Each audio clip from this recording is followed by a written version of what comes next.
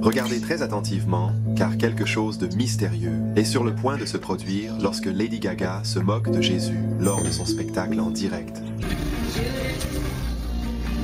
Voici une liste de 8 personnes à Hollywood qui détestent vraiment les dieux.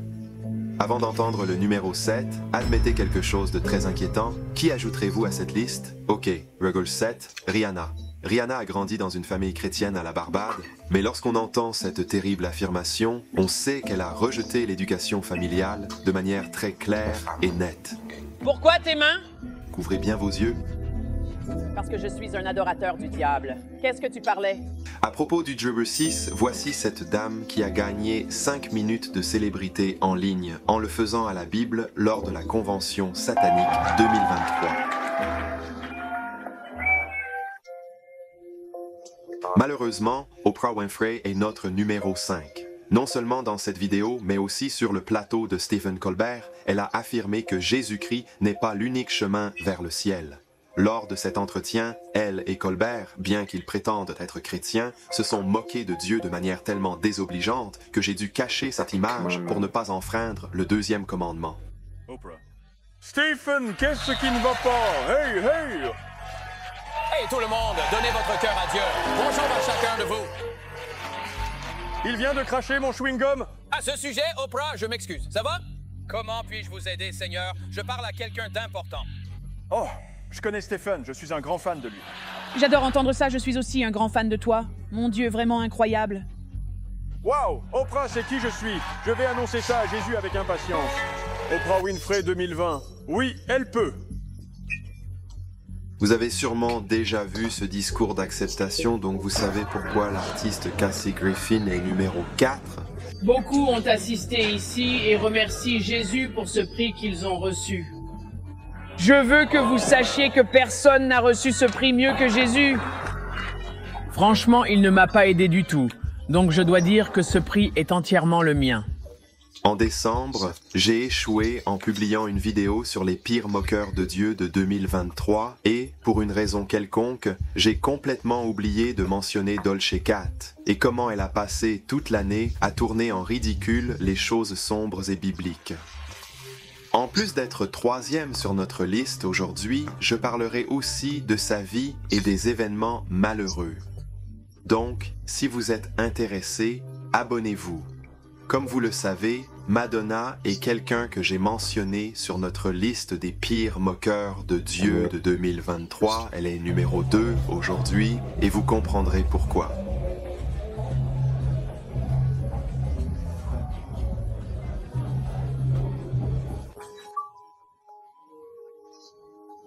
Voilà la partie dingue. En fait, numéro 1 aimait Dieu avant, mais maintenant elle le déteste. Je ne peux pas simplement en parler parce que son histoire est tellement déchirante. Donc à la fin de la vidéo, je vais vous montrer une vidéo que j'ai faite sur cette femme et nous allons expliquer en détail pourquoi cette femme rejette Jésus-Christ maintenant. Mais d'abord, sachez que si vous pensez que je joue avec les femmes, je peux vous dire que c'est exactement le contraire. Je pourrais facilement énumérer les 8 plus grands moqueurs de Dieu, ce sont tous des hommes, et je pourrais faire cette vidéo un jour. Mais d'abord, je voudrais faire une comparaison. Ok, oui, nous avons vu ces femmes qui haïssent Dieu. Mais laissez-moi vous montrer une femme qui aime Dieu et qui l'aime si profondément. Qui est cette femme? Marie-Madeleine? Marie n'a pas commencé comme ça. En fait, Marie était l'un des principaux ouvriers du prince des ténèbres. Il la décrit en fait dans la Bible d'une manière plutôt peu flatteuse. Il dit que Marie était possédée par 7 entités maléfiques en elle, mais quand elle a rencontré le Seigneur Jésus-Christ, il les a tous chassés d'elle et l'a transformée en une toute nouvelle femme. C'est le beau message de la Bible. Peu importe comment vous commencez, peu importe votre origine, votre lignée, votre statut, peu importe combien de péchés vous avez commis, ce qui compte vraiment, c'est comment vous allez finir, comment allez-vous le terminer. Quand Jésus a rencontré Marie, il l'a transformée. Cette femme, Marie, est devenue si fidèle au Seigneur Jésus-Christ une fois sauvée. En fait, je vais faire une déclaration très audacieuse maintenant, avec laquelle vous ne serez peut-être pas d'accord. Mais je crois qu'il n'y a personne dans la Bible qui aime Jésus-Christ plus que Marie. Au moment où elle fut sauvée, elle suivit le Christ. Elle le suivait partout où elle allait, de la ville de Madeleine, au nord, jusqu'au sud de Jérusalem.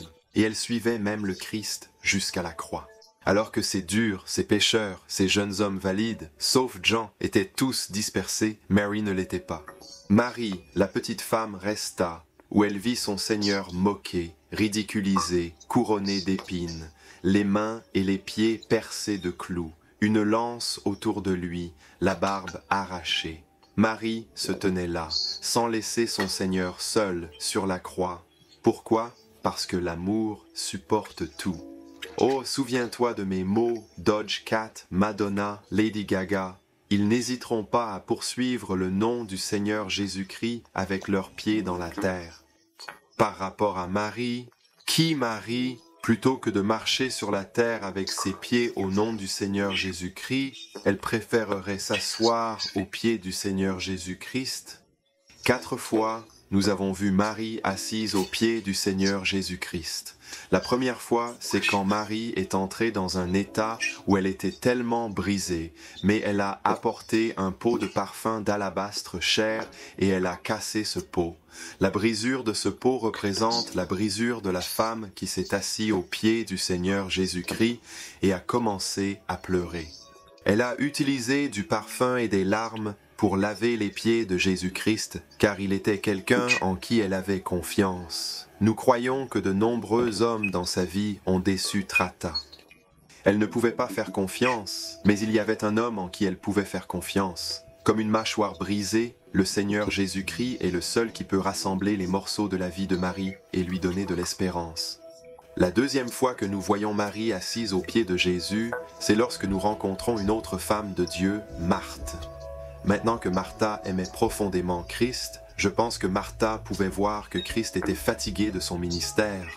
Alors, qu'est-ce qu'elle veut faire? Elle voulait préparer un repas délicieux et raffiné, accueillant et chaleureux pour le laisser se détendre et se rafraîchir pendant des heures. Mais Jésus sera en réalité satisfait, non pas avec un repas abondant, mais avec un peu de pain, un peu de poisson, comme nous le voyons souvent dans son ministère. Il a dit à Martha, « Martha, Martha, tu es prudente et anxieuse. » Beaucoup de choses, mais une seule chose est nécessaire.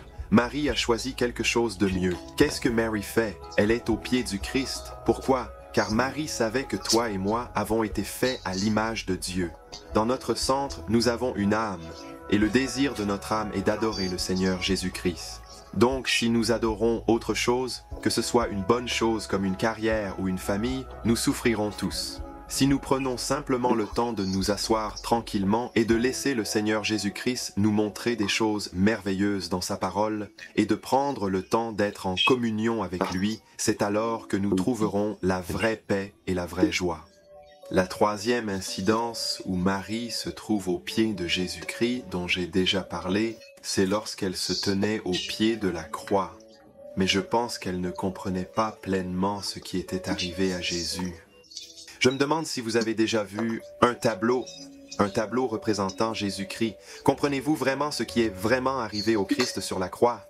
Parce que oui, il y a une douleur physique, oui, il y a des clous, oui, il y a du mépris, de la moquerie, mais la vraie souffrance est la souffrance spirituelle, tous les péchés du monde, les péchés de Marie, les vôtres, les péchés de chaque être vivant, tous les péchés sont transférés au compte du Christ.